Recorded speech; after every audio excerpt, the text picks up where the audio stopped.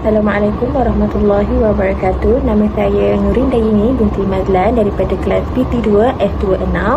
Hari ini saya akan membentangkan tentang tugasan 3 iaitu persembahan mengenal kraft tradisional iaitu PSBK 3333.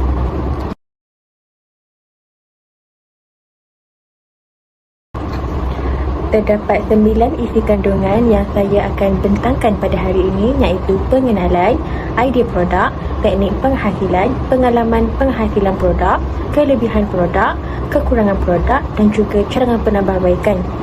Selain itu, saya akan kaitkan juga dengan prinsip estetika Melayu menurut Zakaria Ali dan akhir sekali adalah penutup. Pada semester ini, saya memilih untuk mengkaji dan juga menghasilkan karya seni batik sebagai projek penghasilan karya saya. Saya memilih batik ini adalah kerana seni ini merupakan salah satu warisan budaya tradisional yang sangat terkenal di Malaysia serta mempunyai keunikan dan juga nilai estetika yang tersendiri. Selain itu, batik ini juga melambangkan identiti masyarakat tempatan dan masih dikekalkan hingga ke hari ini. Batik juga ialah seni menghiaskan kain menggunakan teknik tertentu seperti canting, chop atau teknik ikatan pencelupan warna bagi menghasilkan corak yang menarik dan unik. Dalam proses penghasilan batik ini, lilin atau ikatan digunakan untuk menghalang warna daripada terkena pada bahagian tertentu kain supaya corak dapat terbentuk dengan lebih jelas. Corak batik juga biasanya dia diinspirasikan daripada unsur alam seperti bunga, daun, awan darat dan bentuk geometri yang menggambarkan keindahan budaya dan alam sekitar. Selain digunakan sebagai pakaian, batik juga mempunyai nilai seni yang tinggi kerana setiap corak tu dan warna tersebut membawa maksud serta kreativitas sendiri. Maksudnya, seni batik ini dia memerlukan kesabaran, ketelitian dan juga kreativiti dalam menghasilkan corak yang kemas dan menarik. Melalui projek ini, saya dapat mempelajari teknik-teknik untuk menghasilkan batik dengan lebih mendalam di samping meningkatkan kemahiran seni dan menghargai warisan budaya negara. Melalui seni batik ini, terdapat 4 jenis batik iaitu batik skrin, batik tie-dye dan juga batik blok serta batik canting. Jadi, untuk proses penghasilan karya saya ini, saya memilih untuk membuat batik tie-dye iaitu batik ikatan dan celupan. Okey, seterusnya, batik pelangi ini adalah batik yang dihasilkan tanpa penggunaan lilin dan diperkenalkan oleh Cik Minah Pelangi. Dan ia juga dikenali sebagai kain rawak yang digunakan sebagai tudung ataupun selendang serta menjadi pelengkap atau aksesori pakaian terutamanya inang dan juga dayang di istana. Kain ini akan diikat beberapa kali dengan menggunakan getah ataupun tali untuk menghalang penyerapan warna. Bilangan ikatan dan celupan warna ini akan menentukan corak dan warna pada kain tersebut. Seterusnya, batik tie-dye ini mempunyai 5 jenis batik tie-dye. Yang pertama adalah teknik shibori, teknik jumputai, teknik strip, teknik spiral dan juga teknik ombre. Dan untuk menghasilkan karya kraft ini, saya memilih untuk membuat teknik lipatan shibori. Seterusnya, teknik lipatan shibori Jepun ini merupakan seni pencelupan kain tradisional yang telah diamalkan sejak ratusan tahun dahulu. Perkataan shibori ini dia membawa maksud memerah, mengikat atau menekan kain sebelum proses pencelupan warna dilakukan bagi menghasilkan corak tertentu. Teknik ini terkenal kerana mampu menghasilkan corak yang unik, kreatif dan juga berbeza bagi setiap hasil karya. Dalam proses penghasilannya, kain akan dilipat, diikat ataupun dipicit menggunakan tali, getah ataupun benang sebelum dicelup ke dalam warna. Bahagian kain yang diikat ini tidak akan menyerap warna sepenuhnya lalu menghasilkan corak yang menarik apabila ikatan tu dibuka. Saya memilih teknik ini kerana coraknya sangat cantik dan mempunyai nilai estetika yang tinggi. Selain itu, teknik shibori juga memerlukan ketelitian, kesabaran dan juga kreativiti dalam menghasilkan susunan lipatan yang kemas supaya corak yang terhasil ini lebih menarik dan juga seimbang. Melalui teknik ini, saya dapat meneroka pelbagai bentuk corak serta menghasilkan karya batik yang lebih kreatif dan juga unik. Seterusnya, Slide ini menunjukkan salah satu jenis lipatan shibori iaitu Itajimen shibori. Teknik ini menggunakan kaedah lipatan geometri dan kepitan untuk menghasilkan corak yang tersusun dan simetri. Dalam teknik ini, kain ini akan dilipat secara berulang seperti kipas sebelum dibentuk kepada bentuk tertentu seperti segitiga, segi empat ataupun berlian. Selepas dilipat, kain ini akan dikepit menggunakan kepingan kayu ataupun blok keras dan diikat dengan kuat supaya kain ini tidak bergerak semasa proses pencelupan warna dilakukan. Bahagian warna yang dikepit ini tidak akan menyerap warna sepenuhnya, lalu dia akan menghasilkan corak yang jelas dan terancang apabila kain ini dibuka semula. Teknik Itajimen shibori ini terkenal dengan coraknya yang berulang, kemas dan juga simetri seperti corak bunga, kotak ataupun bentuk geometri yang lain.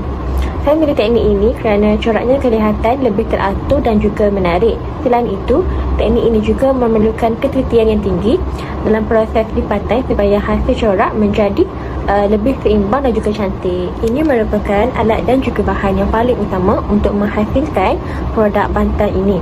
Yang pertama adalah kain cotton poplin, yang kedua adalah pewarna batik Remalzol untuk menghasilkan batik corak tie-dye, dan juga benang sulam untuk menjahit motif kajian metode teknik untuk menghasilkan produk bantal. Terdapat 5 teknik. Yang pertama adalah teknik lipatan, teknik ikatan, teknik tipisan, dan yang keempat adalah teknik menjahit, dan juga akhir sekali adalah teknik guntingan. Seterusnya, saya akan menerangkan tentang proses perkembangan idea bagi karya batik yang saya hasilkan.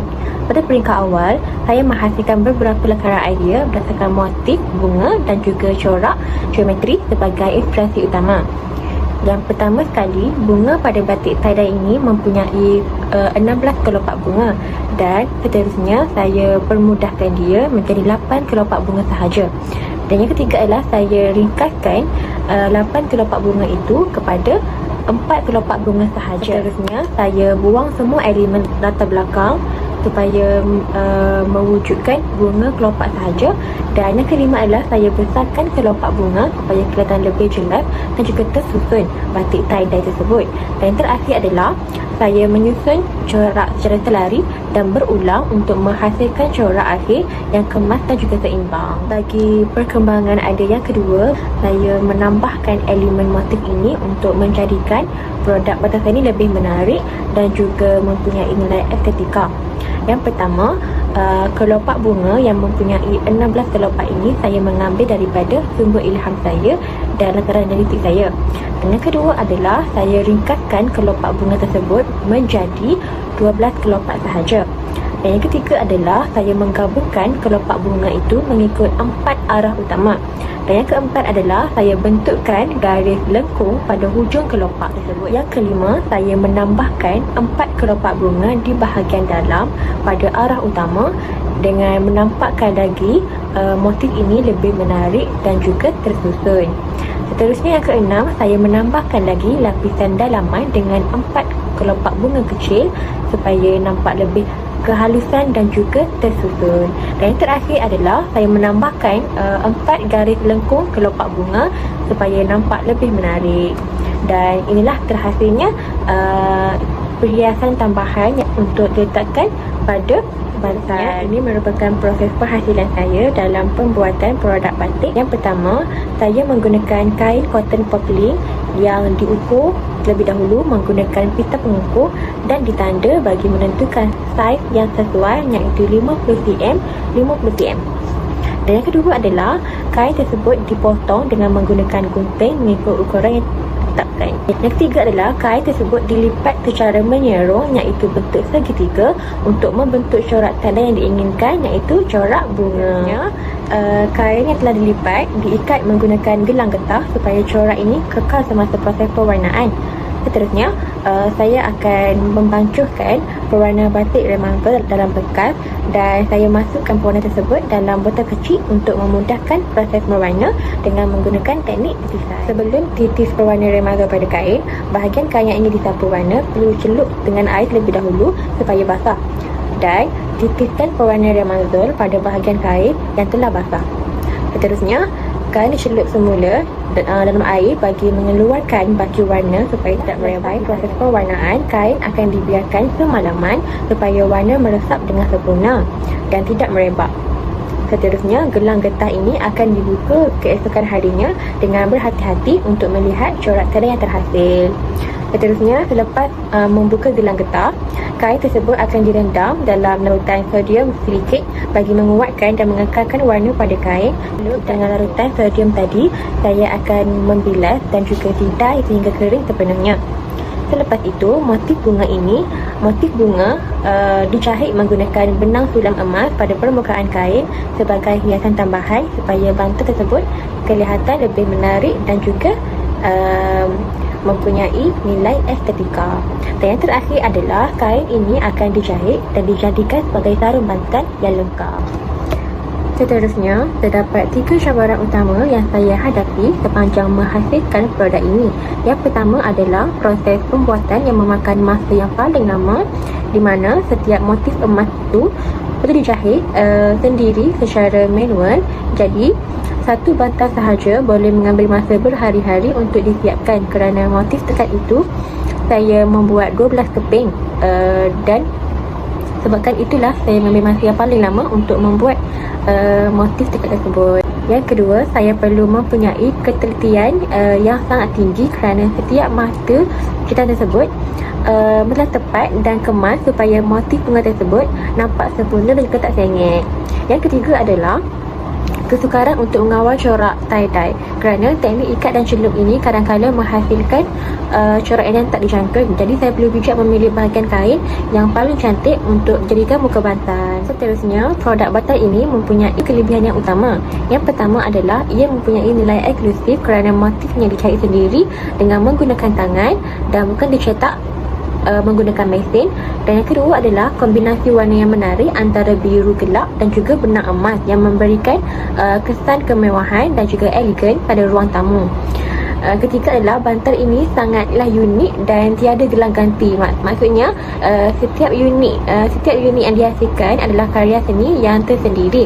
Corak tie-dye dan juga seni tekad ini saya menghasilkan menggunakan kreativiti saya sendiri dan juga menggunakan tangan saya sendiri.